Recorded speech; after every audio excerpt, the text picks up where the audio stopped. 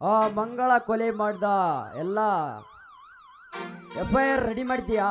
File ಮುಂದೆ ಇಡು.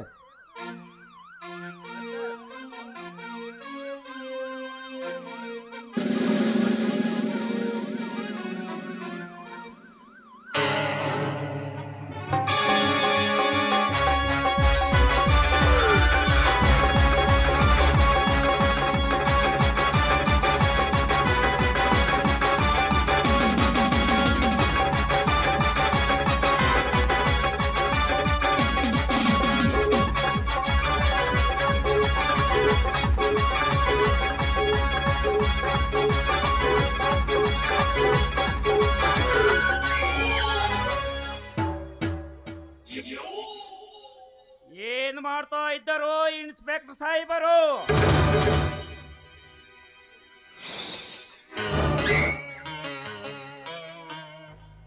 ಓಹೋ, ನಮ್ಮ MLA ಸಾಹೇಬ್ರು. ಬನ್ನಿ sir, please set down, take it your chair. ನಿಮ್ಮೊಂದಿಗೆ ಕುಳಿತು ಮಾತನಾಡುವಷ್ಟು ಸಮಯ ನನಗಿಲ್ಲ. ಪಾರ್ಟಿ ಮೀಟಿಂಗ್ ಕರೆದರೆ ಬೇಗ ಬೆಂಗಳೂರಿಗೆ ಹೋಗಬೇಕು. ಏನೋ ತಮ್ಮ ಮದುವೆ ಕಾರ್ಯಕ್ರಮ ನಿನ್ನೆ ಮುಗಿಯುತ್ತಲ್ಲ, ಅದಕ್ಕೆ ಮತ್ತೊಮ್ಮೆ ಶುಭಾಶಯಗಳನ್ನು ಕೋರಲು ಬಂದಿರುವೆ. ಎಲ್ಲವೂ ತಮ್ಮದೇ ಸರ್. ನಾನು ಇಷ್ಟೆಲ್ಲ ಓದಿ ಈ ಹುದ್ದೆ ಪಡಿಬೇಕಾದರೆ ತಮ್ಮ ಸಹಾಯ ಬಹಳ ದೊಡ್ಡದಿದೆ. ನೀವು ನನ್ನ ಪಾಲಿನ ದೇವರಿದ್ದಾಗೆ. ಮನಸ್ಸಿನಲ್ಲಿ ದೇವರೆಂದು ಹಾಗೆ ಸುಮ್ಮನೆ ಕುಳಿತರೆ ಈ ಸಾಹೇಬರಿಗೆ ಏನು ಪುಣ್ಯ ಬಂದಂತೆ? ಇವರು ಹೇಳಿದ ಕೆಲಸ ನೀ ಮಾಡಿ ತೋರಿಸಿದರೆ ಆಗ ನಿನ್ನ ಋಣ ತೀರಿದಂತೆ. ಇವರ ಕೆಲಸವನ್ನು ಶಿರಸಾವಹಿಸಿ ಮಾಡಿಕೊಡ್ತೇನೆ ಮಂತ್ರಿಕ. ನೀನು ಮಾಡ್ತೀಯನ್ನೋ ಭರವಸೆ ನನಗಿದೆ ಇನ್ಸ್ಪೆಕ್ಟ್ರೇ. ಆದರೆ ಚುನಾವಣೆ ಹತ್ತಿರ ಬರುತ್ತದೆ. ಯಾವ ಹೊತ್ತಿಗೆ ನಮ್ಮ ಸರ್ಕಾರ ಹೋಗುತ್ತೋ ಇನ್ನೂ ತಿಳಿದಿಲ್ಲ. ಅಷ್ಟರಲ್ಲಿ ಆ ಭೂಮಿ ನಮ್ಮ ಕೈವಶವಾಗಬೇಕು. ಇಲ್ಲ ಇಲ್ಲ ಎಂದರೆ ನಮ್ಮ ನಿಮ್ಮ ಸಂಬಂಧ ಸರಿ ಹೊಂದೋದು ಬಹಳ ಕಷ್ಟ. ಈ ಮಾತಿಗೆ ನಾನು ಎಂದು ತಪ್ಪೋದಿಲ್ಲ. ಈ ಕಾಕಿಯ ಕದರೇನೆಂದು ಎಲ್ಲರಿಗೂ ತೋರಿಸಿಕೊಡ್ತೇನೆ. ಆ ನನ್ನ ಬೀರನಿರಲಿ ಮತ್ತವ ಸೂರನಿರಲಿ, ಇದು ನೆನಪಿರಲಿ, ಬರುತ್ತೇವೆ. ಆ ಕೆಲಸ ನೀನು ಮಾಡಿ ಈ ನಿನ್ನಣ್ಣನ ಜೀವಂತ ಜೈಲಿನಾಗೆ ಕೊಳೆಯುವಾಗೆ ಮಾಡಿಬಿಡು. ಮರುದಿನವೇ ನೀನು SP ಆಗಿ ಅಧಿಕಾರವನ್ನು ಪಡೆದುಕೊಳ್ಳುವಂತೆ. ಹಾಗೆ ಆಗಲಿ ಸರ್. ಇದು ನೆನಪಿರಲಿ, ಬರುತ್ತೇವೆ.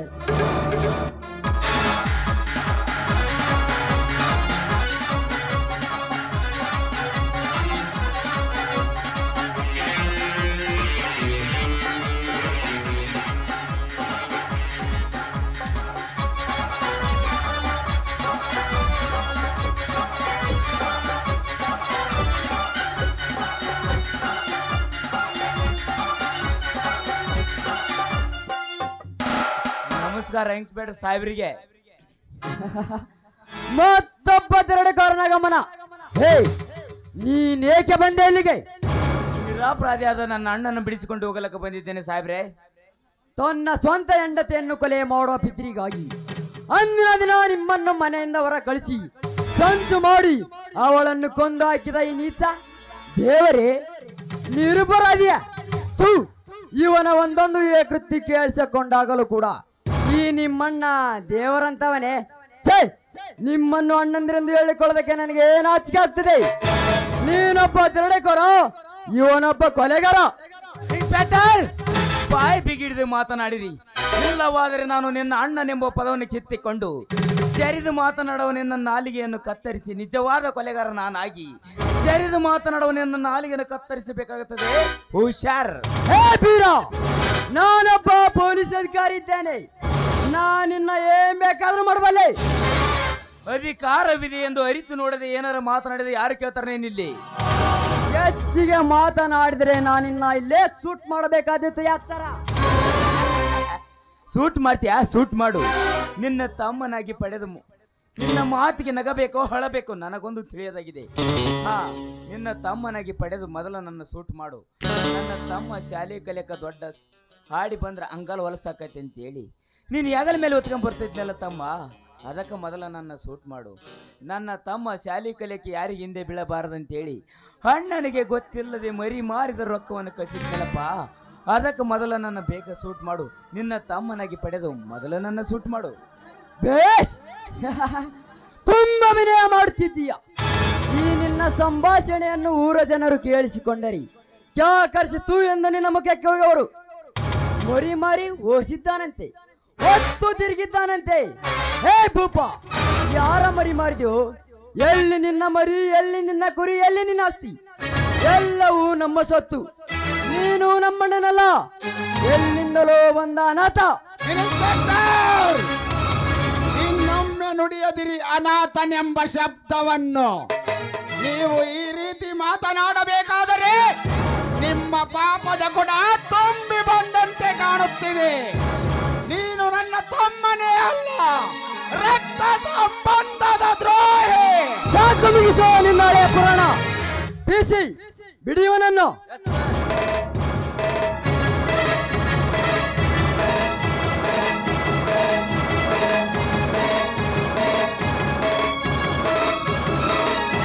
ಏನಪ್ಪ ಧರ್ಮರಾಜ್, ಜೈಲಿನಲ್ಲೇ ಇದ್ದುಕೊಂಡು ಇಷ್ಟು ಆರ್ಭಟಿಸುತ್ತಿದ್ದೀಯಲ್ಲ?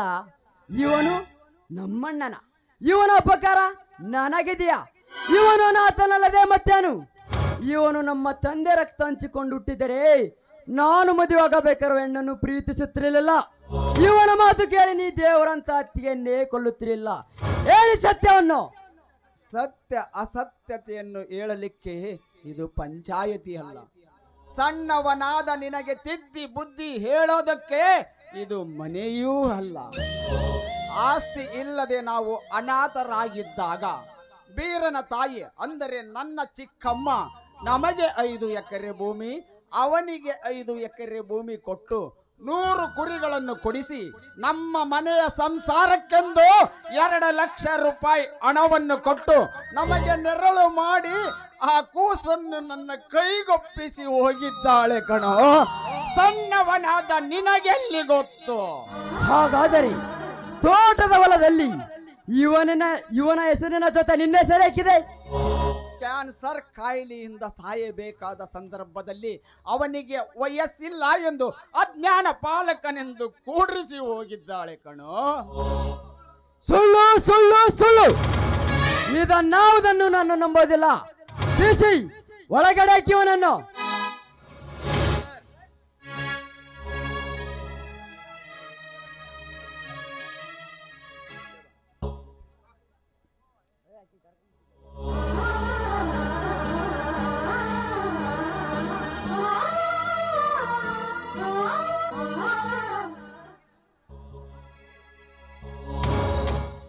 ನಿಲ್ಲಿ ಇನ್ಸ್ಪೆಕ್ಟ್ರಿ, ಅವ್ರನ್ನೇಕೆ ಕರೆದುಕೊಂಡು ಹೋಗ್ತಾ ಇದ್ದೀರಾ? ಇದನ್ನ ಕೇಳೋದಕ್ಕೆ ನೀನ್ಯಾರು? ನಾನು ಯಾರಂತ ತೀರಿಸ್ಕೊಳ್ಳೋಕೆ ನಾನು ಇಲ್ಲಿಗೆ ಬಂದಿದ್ದೇನೆ. ಮೊದಲು ಬಿಟ್ಟು ಬಿಡಿ ನನ್ನ ದೇವರನ್ನು. ಇವನನ್ನು ಬಿಡು ಎಂದು ಹೇಳೋದಕ್ಕೆ ನೀನೇನು ನನ್ನ ಮೇಲಿನ ಅಧಿಕಾರಿನ ಅಥವಾ ಗೃಹ ಮಂತ್ರಿನ? ಅದು ಯಾವುದೂ ಅಲ್ಲ, ನಾನು ವಕೀಲ. ನನ್ನ ಹೆಸರು ವರದರಾಜ. ಇವರನ್ನು ಬಿಡುಗಡೆ ಮಾಡಲು ಕೋರ್ಟಿನಿಂದ ಬೇಲು ತಂದಿದ್ದೇನೆ. ತೆಗೆದುಕೊಳ್ಳೆ, ಇವರನ್ನು ಬೆಟ್ಟಬೇಡಿ. ಇದೆಂತ ಕೆಲಸ? ಬಿಸಿ ಬಿಡಿ ಇವನನ್ನು. ಲಕ್ಷ್ಮಿ, ನಿನ್ನದೆಂತಹ ಉಪಕಾರವಮ್ಮ ಇದು. ನೋಡಿದೇವ್ರಿ, ಆಪತ್ ಕಾಲದಲ್ಲಿ ಇದ್ದವ್ರನ್ನ ಬಂದು ಕಾಪಾಡೋ ಕರ್ತವ್ಯ ನನ್ನದು. ನಡೀರಿ, ನಿಮ್ಮನ್ನು ನೋಡಿದ್ರೆ ಸಾಕು ಈ ಊರಲ್ಲಿ ಪ್ರತಿ ಜನರು ಕೈ ಎತ್ತಿ ಹಿಂದೆ ಸರಿಯುತ್ತಾರೆ.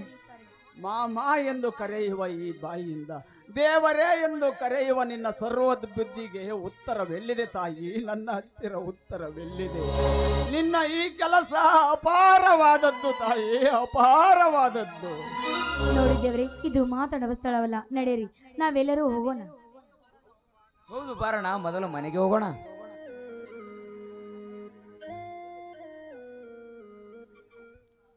ನಿಲ್ಲಿ. ನಾಳೆ ದಿವಸ ನನ್ನ ಪಾಲು ನನಗೆ ಕೊಟ್ಟು ನಿಮ್ಮ ಪಾಲು ನೀವು ತೆಗೆದುಕೊಳ್ಳಬೇಕು. ನಾಳೆ ಆ ರೀತಿ ಆಗಲೇಬೇಕು. ಹಾಗೆ ಆಗಲ್ಲಪ್ಪ, ಹಾಗೆ ಆಗಲಿ.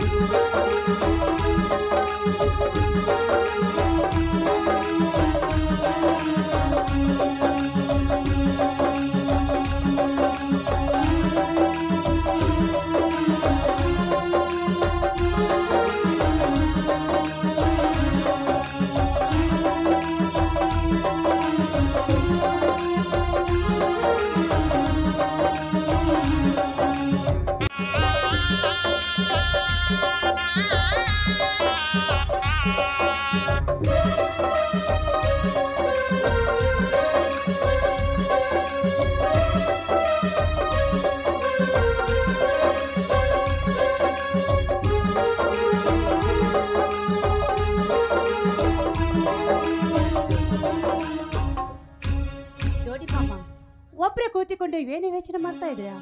ಮೊದಲು ಚಹಾ ಕುಡಿಯಿರಿ, ನಂತರ ಯೋಚನೆ ಮಾಡಿರಿ ಅಂತೆ.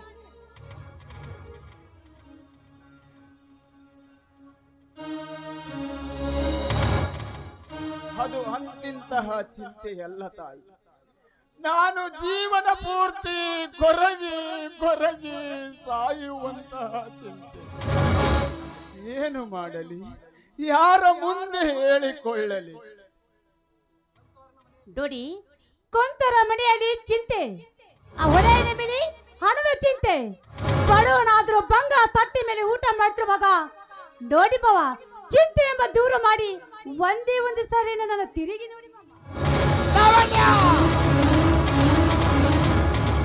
ಇದು ಧರ್ಮವಂತರ ಮನೆ. ಮುತ್ತೈದೆಯಾದವಳು ನೆತ್ತಿಯ ತುಂಬ ಸೆರಗನ್ನೊತ್ತುಕೊಂಡು ನೆಲದಲ್ಲಿ ಚಿತ್ತವಿಟ್ಟು ನಡೆಯಬೇಕು. ಹರೆಬೆತ್ತಲೆ ಅಂಧಕಾರದ ಸೂತ್ರ. ದಯ ಮಾಡಿ ನಿನ್ನ ಎದೆಯಿಂದ ಜಾರಿದ ಈ ಸೆರಗನ್ನು ನೆತ್ತಿಯ ತುಂಬ ಒತ್ತುಕೊಳ್ಳಮ್ಮ, ನೆತ್ತಿಯ ತುಂಬ ಒತ್ತುಕೋ. ಡೋಡಿ, ಇದು ಎಲ್ಲ ನಿಮ್ಮ ಅಜ್ಜನ ಹೇಳುವ ಬುದ್ಧಿ ಮಾತು. ಡೋಡಿ ಮಾಮ, ಇಂದು ಈ ಜೀವನದಲ್ಲಿ ಮೂರನ ಸಂತೆ ಎಂಬ ಗಾದಿ ಮಾತು ನಿಮಗೆ ಗೊತ್ತಿಲ್ಲವೇ? ಒಂದೇ ಒಂದ್ಸಲ ಮನಸ್ಸು ಮಾಡಿ ಈ ಮನೆಯಲ್ಲಿ ಮಹಾರಾಜರಿಗೆ ಇರಬಹುದು. ಬನ್ನಿ ಮಾಮ. ಲಾವಣ್ಯ, ನಿನ್ನ ಮಾತುಗಳು ಏಕೋ ದಾರಿ ತಪ್ಪಿದ ದನಗಳಂತೆ ಹೋಗುತ್ತಿವೆ. ದಿನನಿತ್ಯ ಧರ್ಮವನ್ನೇ ಪರಿಪಾಲಿಸುವ ನನಗೇಕೋ ಅಸಹ್ಯವೆನಿಸುತ್ತಿದೆ. ಒಬ್ಬ ಪೊಲೀಸ್ ಅಧಿಕಾರಿಯ ಸತಿಯಾಗಿ ಈ ರೀತಿ ಮಾತನಾಡಬಾರದು. ಒಳಗೆ ನಡೆ, ನಾನು ಹೊಲಕ್ಕೆ ಹೋಗಬೇಕು. ನಿಂತುಕೊಳ್ಳಿ ಮಾಮ, ಸತ್ಯನೇ ಕಳೆದುಕೊಂಡು ನೀವು ಪರದಾಟುವ ಕಣ್ಣು ತುಂಬಾ ನೋಡಕ್ಕೆ ಆಗುತ್ತಾ ಇಲ್ಲ. ಒಂದೇ ಸರಿ ಈ ನಿಮ್ಮ ದೇಹ ಸುಖ ಮರೆಯಲು ಸಾಧ್ಯವಿಲ್ಲ. ನನ್ನ ಮಾತಿಗೆ ಒಪ್ಪಿ ನನ್ನ ಆಸೆಯನ್ನು ಪೂರೈಸು. ಬನ್ನಿ, ಈ ಮನೆಯಲ್ಲಿ ಚಿಂತೆ ದೂರ ಮಾಡಿ ರಾಜನಾಗಿ ಬೆಳೆಯಬಹುದು. ದೂರ ನಿಂತು ಮಾತನಾಡು ನಿರ್ಲಜ್ಜ ಹೆಣ್ಣೆ. ನನ್ನ ತಮ್ಮನ ಮಡದಿಯಾಗಿ ಬಂದ ನೀನು ನನಗೆ ಸೊಸೆ ಅಷ್ಟೇ ಅಲ್ಲ, ಮಗಳಿಗೂ ಸಮಾನ. ನಾನು ಏಕಪತ್ನಿ ವ್ರತಸ್ಥ ಶ್ರೀರಾಮಚಂದ್ರನ ನಿಜ ಭಕ್ತನಿದ್ದೇನೆ. ನಿತ್ಯ ನಾನು ದಾರಿ ಹಿಡಿದು ಹೊರಟರೆ ಮುತ್ತೈದೆಯಾದವರು ನೆತ್ತಿಯ ತುಂಬಾ ಸೆರಗನ್ನೊತ್ತುಕೊಂಡು ದೇವರು ಬಂದರೆಂದು ದಾರಿ ಬಿಡುತ್ತಾರೆ. ಅಂತಹದ್ರಲ್ಲಿ ನನ್ನ ಬಗ್ಗೆ ಕೆಟ್ಟ ಆಲೋಚನೆ ಮಾಡಿ ನನ್ನ ಹೆಸರು ಕೆಡಿಸ್ತೀಯಾ ಏಸಿ ಎಣ್ಣೆ? ನೋಡಿ, ರಾಕ್ಷಸಂತ್ಯ ಅಂಡು ನನಗೇನು ಯಾವ ಅಂದ್ರೂ ಸಿಟ್ಟವಿಲ್ಲ. ಯಾಕಂದ್ರೆ ಒಂಟಿ ಹೆಣ್ಣು ಸಿಕ್ಕಿದೆ ಎಂದು ಕಾಮ ದೃಷ್ಟಿ ನೋಡುವ ನೀನು ದೂರ ಸರಿದ್ದೆ. ಆದ್ರೆ ಇದು ನನ್ನ ಮಾತು ಯಾರನೇ ಕರೆ ಇದ್ದಂತೆ. ಅಯ್ಯೋ ಲಾವಣ್ಯ, ಕೇಳಲಾರೆ ಇಂತಹ ಬೀರು ನುಡಿಗಳನ್ನು. ಅದು ನಿನ್ನಂತಹ ನೀತಿಗೆಟ್ಟ ಎಣ್ಣೆ ಆಗಿರಬೇಕು.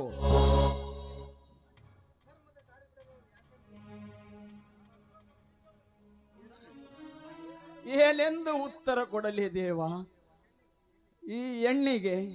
ತಾಯಿ ಲಾವಣ್ಯ, ನಿನಗೆ ಕೈ ಮುಗಿದು ಬೇಡಿಕೊಳ್ಳುತ್ತೇನಮ್ಮ, ಇಂಥ ಮಾತುಗಳನ್ನಾಡಿ ನನ್ನ ರಕ್ತ ಸಂಬಂಧಕ್ಕೆ ಧಕ್ಕೆ ತರಬೇಡಮ್ಮ, ಧಕ್ಕೆ ತರಬೇಡ. ನನ್ನ ನೆತ್ತರ ಕೋಡಿ ಹರಿದರೂ ಈ ಧರ್ಮದ ದಾರಿ ಬಿಡಲಾರೆ. ಯಾಕಂದ್ರೆ ಸಾಲ ಮಾಡಿ ಉಂಡರೆ ಎಂಜಲು ಉಂಡಂತೆ, ತಂದೆಯ ಗಳಿಕೆಯಲ್ಲಿ ಉಂಡರೆ ಅಳಸಿದ ಅನ್ನ ಉಂಡಂತೆ. ಅಂದಾಗ ಈ ಧರ್ಮರಾಜ ತನ್ನ ಸ್ವಂತ ಹಕ್ಕಿನಲ್ಲಿ ಮೇಲೆ ಬಂದವನು. ಗೊತ್ತೇನಮ್ಮ, ಹಿಂದಕ್ಕೆ ಪಡೆದುಕೋ ಆ ನಿನ್ನ ಎಂಜಲದ ಮಾತನ್ನು. ಡೋಡಿ ಮಾಮ, ನನ್ನ ಮಾತು ತಿರಸ್ಕರಿಸಿ ಈ ರೀತಿ ಮಾತಾಡಬೇಕಾದ್ರೆ ನಿಮ್ದು ಕೊನೆ ನಿರ್ಧಾರ ಇರಬೇಕೆ? ಹಾಗಿದ್ರೆ ನಿನ್ನ ಕೊನೆ ನಿರ್ಧಾರವಾದ್ರೆ ನನ್ನಲ್ಲಿ ಒಂದು ಮಾತಿದೆ, ಅದು ನನ್ನ ಕೊನೆ ನಿರ್ಧಾರ ಆಗಬೇಕಾಗುತ್ತಿದೆ. ಬೇಕಿದ್ರೆ ನನ್ನ ಕೊಲೆ ಮಾಡಮ್ಮ, ಸಂತೋಷದಿಂದ ಸಾಯ್ತೀನಿ. ಆದ್ರೆ ವಿಷ ತುಂಬಿದ ಬಂಗಾರದ ಪಾತ್ರೆಗಿಂತ ಜೇನು ತುಂಬಿದ ಮಣ್ಣಿನ ಮಡಿಕೆಯೇ ಲೇಸು. ಅಂತಹ ಪವಿತ್ರ ಮಣ್ಣಿನ ಮಡಿಕೆಯೇ ನನ್ನ ಕೈ ಬಿಟ್ಟು ದೂರ. ನಿನ್ನ ವಿಷ ತುಂಬಿದ ಪಾತ್ರೆ ತಗೊಂಡು ನಾನೇನು ಮಾಡಲಮ್ಮ, ನಾನೇನು ಮಾಡಲಿ? ನೀನು ನನ್ನ ತಮ್ಮನ ಮಡದಿ ಇದ್ದೀಯಾ? ಮೈ ತುಂಬಾ ಎಚ್ಚರವಿರಲಿ. ಏಯ್, ನನಗೆ ಹೆಚ್ಚಾಗ ಹುಚ್ಚ ಅಂತ ಅಷ್ಟೇ ಅಲ್ಲ, ಈ ಸಮಾಜದಲ್ಲಿ ನಾನೇ ಧರ್ಮ ಅಂತ ತಿಳಿದುಕೊಂಡು ಗಂಡನ ಮೌನ ಮರೆತು ಮೈ ಜೊತೆ ಸಂಸಾರ ಮಾಡುವ ಕೆಟ್ಟ ಕಥೆ ನಿನಗೆ ಗೊತ್ತಿದೆಯಾ? ಲಾವಣ್ಯ, ಕೇಳಲಾರೆ ಇಂತಹ ಬೀರು ನುಡಿಗಳನ್ನು.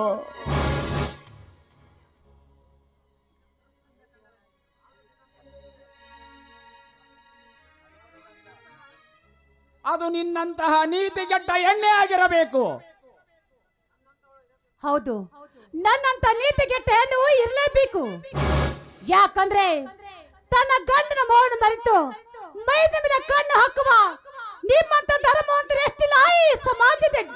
ಅಯ್ಯೋ ಶಿವ ಶಿವ, ಕೇಳಲಾರೆ ಕೇಳಲಾರೆ ಇಂಥ ಬೀರು ನುಡಿಗಳನ್ನು. ಅಷ್ಟೇ ಏಕೆ, ನೀನು ಕಿವಿ ಮುಚ್ಚಿಕೊಂಡಿರುವ ಕೈ ತೆಗೆದು ಕೇಳು. ಮಗನ ಹೆಂಡತಿಯ ಮೇಲೆ ಊಟಕ್ಕೆ ಕೊಡಲು ಹೋದಾಗ ತನ್ನ ಸೀರೆ ಕೆಳಗೆ ಬಿತ್ತು ಅಂತ ಆ ಸೀರೆ ಮೇಲೆ ಕಣ್ಣು ಹಾಕೋ ನಿಮ್ಮಂತ ಧರ್ಮವಂತರು ಎಷ್ಟಿಲ್ಲ ಈ ಸಮಾಜದಲ್ಲಿ. ಲಾವಣ್ಯ, ಕಾಮಾತುರದ ಹೆಣ್ಣಾಗಿ ನೀ ಕಂಡವರಿಗೆ ಸೆರಗನ್ನಾಸಿ ನನ್ನ ಮನೆ ಸೇರಿದ ಮಾಯೆ. ನಿನಗಿನ್ನು ಒಡೆತ ಒದಕಿಯೇ ಸಾಕ್ಷಿ. ಪ್ರತಿ ಮಾತಿಗೂ ಉತ್ತರವನ್ನು ಕೊಟ್ಟು ಈ ನೆಲವನ್ನು ನೆತ್ತಿನ ಕೋಡಿ ಮಾಡುವ ಮುನ್ನ ನಿನ್ನ ಕತ್ತನ್ನು ಕೊಯ್ದು ಮತ್ತೆ ಜೈಲಿಗೆ ಹೋಗುವೆ. ಕೇಳು, ಮತ್ತೆ ಜೈಲಿಗೆ ಹೋಗಬೇಕಂತ ನೀನ್ ಅನೇಮಿನ ಭದ್ರವಾಗ ಅದನ್ನ ಪ್ರಾರಬ್ಧ ಕರ್ಮ ನಾನೇನ ಮಾಡಬೇಕು? ನನ್ನ ಮಾತಿಗೆ ಒಪ್ಪಿಕೊಂಡು ನನ್ನ ಮಾತಿ ಹೂ ಅಂದಿದ್ದೆ ಆದ್ರೆ ಈ ಮನೆಯಲ್ಲಿ ಮಹಾರಾಜನಾಗಿ ನಿನ್ನ ಚಿಂತೆ ಎಂಬ ದೂರು ಮಾಡಿವೆ. ಅದೇ ಮಾತನ್ನಾಡಿ ದಾರಿ ಬಿಟ್ಟ ದರಿದ್ರ ಹೆಣ್ಣೆ, ನಿನ್ನನ್ನು ಒಡೆದು ಸಾಯಿಸದೆ ಬಿಡಲಾರೆ.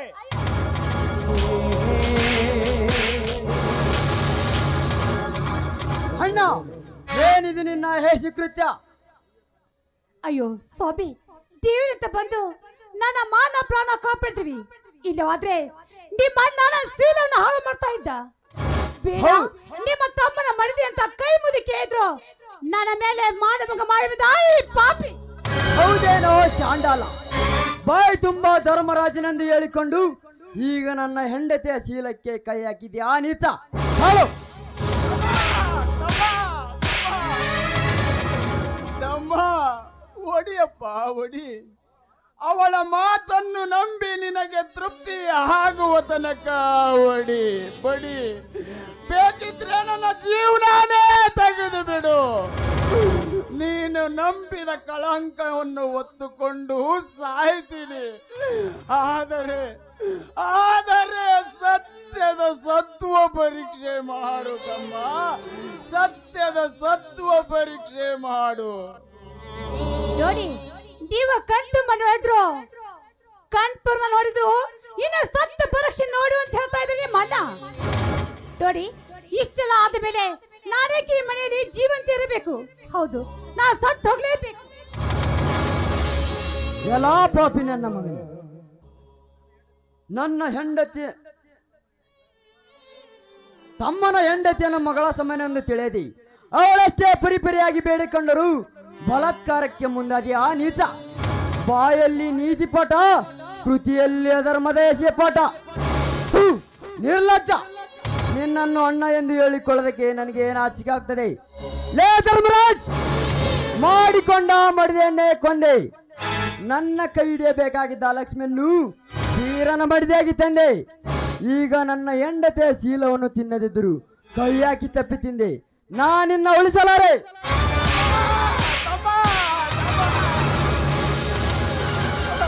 ಒಡಿಯಪ್ಪ ಒಡಿ, ನಿನಗೆ ತೃಪ್ತಿ ಆಗುವ ತನಕ ಒಡಿ.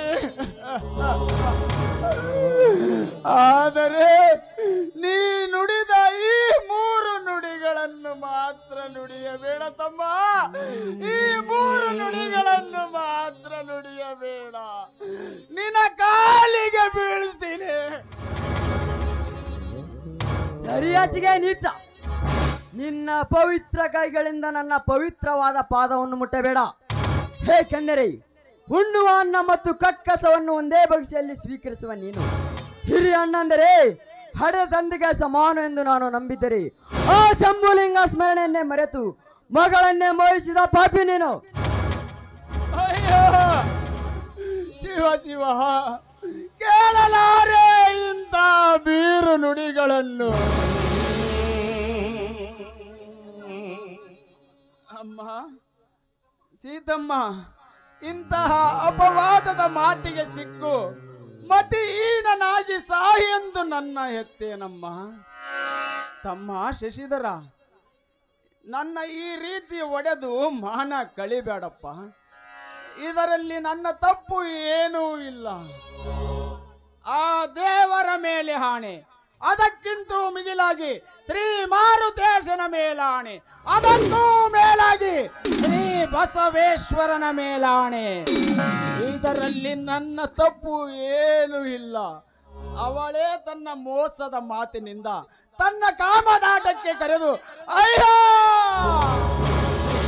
ಶಶಿಧರ, ಹೇಳಲಾರೆ, ಈ ಧರ್ಮದ ಬಾಯಿಯಿಂದ ಹೇಳಲಾರೆ. ಅಂದ್ರೆ ನಾನೇ ನಿನ್ನೆ ಮಾನವಂಗ ಮಾಡಬಾ ಅಂತ ಕರೆದಿನ ನೋಡಿ. ನಿಮ್ಮ ಅಣ್ಣನ ಮೇಲೆ ನಂಬಿಕೆ ಇದ್ದಿದ್ದೆ ಆದ್ರೆ ನಾನು ಸದ್ಯ ನಿಮ್ಮ ರಾಜ್ಗೆ ಚೀಟಿಗೆ ಸಹಿ ಮಾಡಿಬಿಡ್ತೇನೆ. ನಿಮ್ಮ ಅಣ್ಣನ ಈ ಮನೆಯಲ್ಲಿ ಇಟ್ಟುಕೊಳ್ಳಿ. ಲಾವಣ್ಯ, ದೇವರು ಮೆಚ್ಚುವಂತಹ ನಿಚ್ಚಳದ ಸ್ವಚ್ಛ ಮಾತನ್ನಾಡಮ್ಮ. ಹಾಲಿನಂತ ಸಂಸಾರದಲ್ಲಿ ವಿಷ ಬೆರೆಸಿ ಆಲಾಹಲ ಮಾಡಬೇಡ ತಾಯಿ, ಆಲಾಹಲ ಮಾಡಬೇಡ. ನಾನು ಧರ್ಮವಂತ.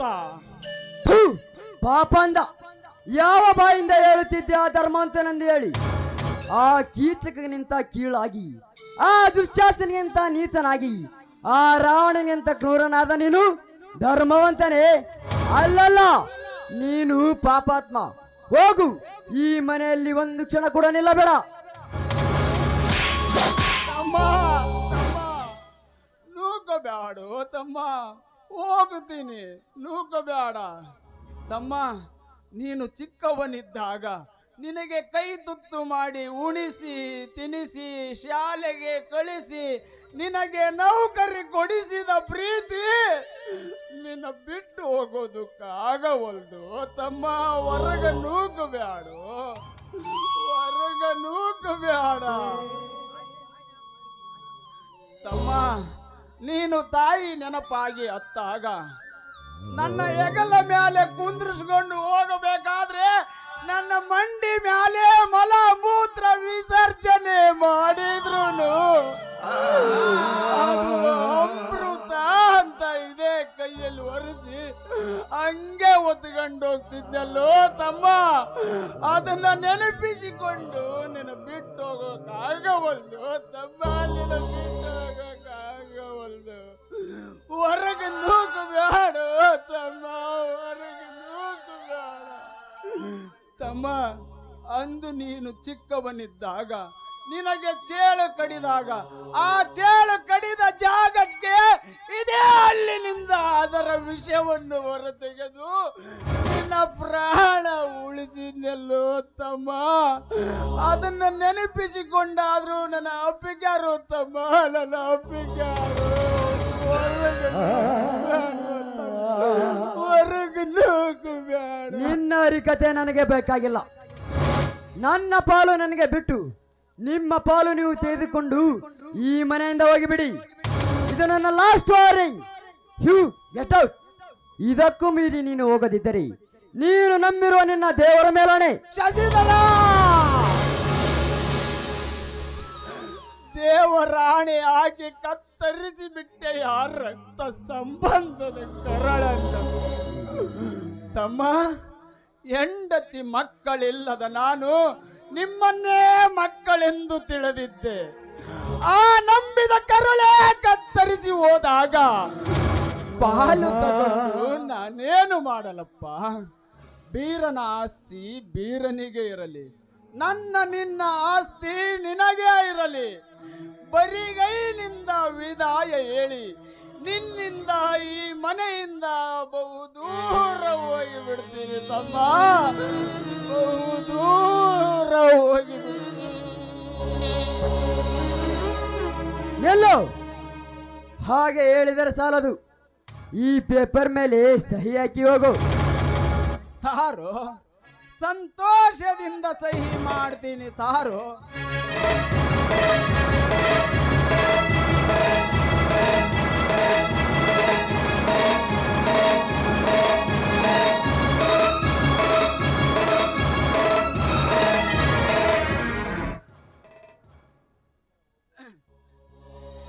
ಶಶಿಧರ, ಹೋಗುವ ಮುನ್ನ ನಿನಗೊಂದು ಮಾತು ಹೇಳಿ ಹೋಗುತ್ತೇನೆ. ಇವಳ ಮೋಸದ ಮಾತಿಗೆ ಸಿಕ್ಕು ಇವಳಿಂದಲೇ ನೀನು ಬೀದಿ ಪಾಲಾಗ್ತೀಯ. ಈ ಜನರಿಂದಲೇ ನೀನು ಚೀಮಾರಿ ಹಾಕಿಸಿಕೊಂಡು ನರಳುತ್ತೀಯ. ಈ ಅಣ್ಣನ ವೇದನೆಯನ್ನು ನೀನು ಅರ್ಥ ಮಾಡಿಕೊಳ್ಳದೆ ಹೋದರೆ ಈ ನನ್ನ ಧರ್ಮದ ನುಡಿ ಬೆಂಕಿಯ ಕಿಡಿಯಾಗಿ ನಿಮ್ಮ ಬಾಳನ್ನೇ ಸುಟ್ಟು ಹಾಕುತ್ತದೆ, ನೆನಪಿರಲಿ. ದೇವ ಮಂದಿರದಲ್ಲಿ ದೇವರು ಕಾಣಲೇ ಇಲ್ಲ, ನ್ಯಾಯ ಮಂದಿರದಲ್ಲಿ ನ್ಯಾಯವು ಸಿಗಲೇ ಇಲ್ಲ. ದೇವ ಮಂದಿರದಲ್ಲಿ ದೇವರು ಕಾಣಲೇ ಇಲ್ಲ, ನ್ಯಾಯ ಮಂದಿರದಲ್ಲಿ ನ್ಯಾಯವು ಸಿಗಲೇ ಇಲ್ಲ. ನೀತಿ ಶಾಸ್ತ್ರಜ್ಞನಿಗೆ ನೀತಿ ಪಾಠ ಅವೆಲ್ಲವೂ ನನಗೆ ಚೆನ್ನಾಗಿ ಗೊತ್ತು. ಅಬ್ಬಾ, ಈಗ ತುಂಬಾ ಸಂತೋಷವಾಯ್ತು. ಬನ್ನಿ, ಈ ಸಂತೋಷಕ್ಕೆ ನಾವು ಇಬ್ರು ಹಾಡಿನ ನಂತರ ಊಟ ಮಾಡಿವ್ರೆ ಅಂತೆ.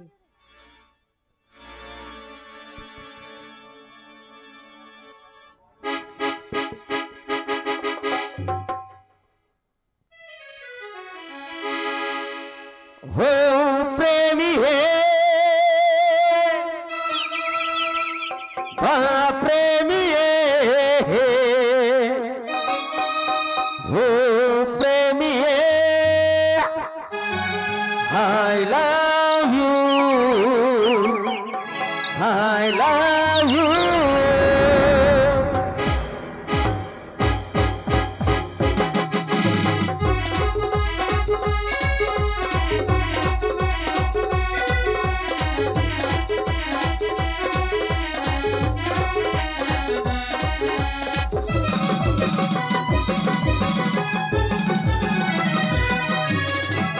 ಹೃದಯ ಒಂದು ದೇಗುಲ ಪ್ರೀತಿಯೇ ದೇವರು, ಹೃದಯ ಒಂದು ದೇಗುಲ ಪ್ರೀತಿಯೇ ದೇವರು. ಕಾಯವಾಚಮನದ ಆರಾಧಿಸು, ಕಾಯವಾಚಮನದ ಆರಾಧಿಸು. ಹೋ ಪ್ರೇಮಿಯೇ ಪ್ರೇಮಿಯೇ, I love you, I love you.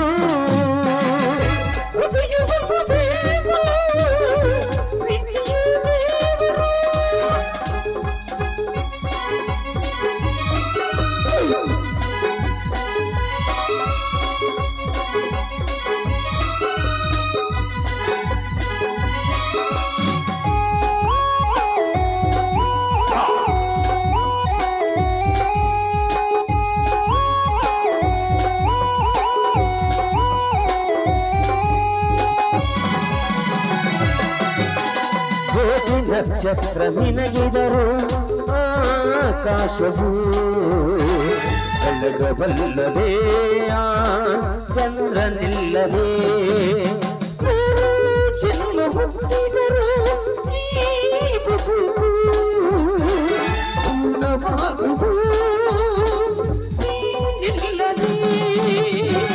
ಯಾರ ನಗೆಯ ಕಂಡರು ನಿನ್ನ ನಗೆಯ ಹುಡುಗಾಟ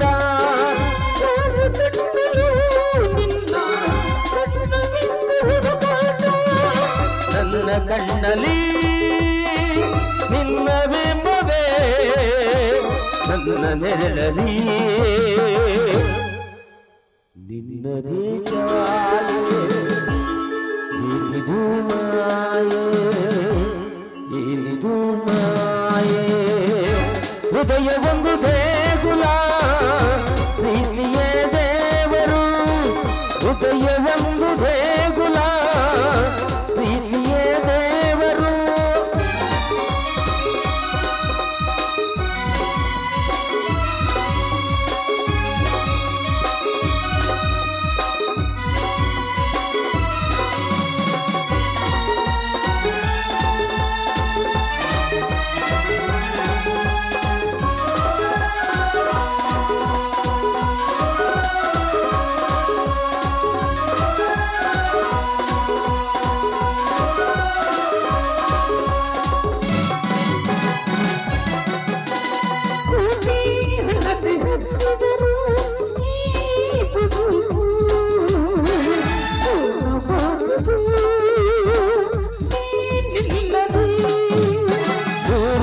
ಜನ್ಮ ಹುಟ್ಟಿದರು ಈ ಬದುಕು ಪೂರ್ಣವಾಗದೆ ನೀನಿಲ್ಲದೆ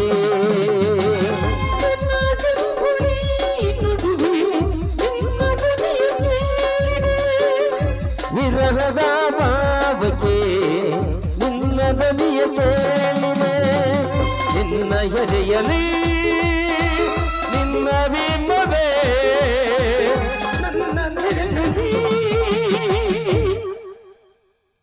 ಏನಿದು ಮಾಯೆ ಏನಿದು ಮಾಯೆ ಏನಿದು ಮಾಯೆ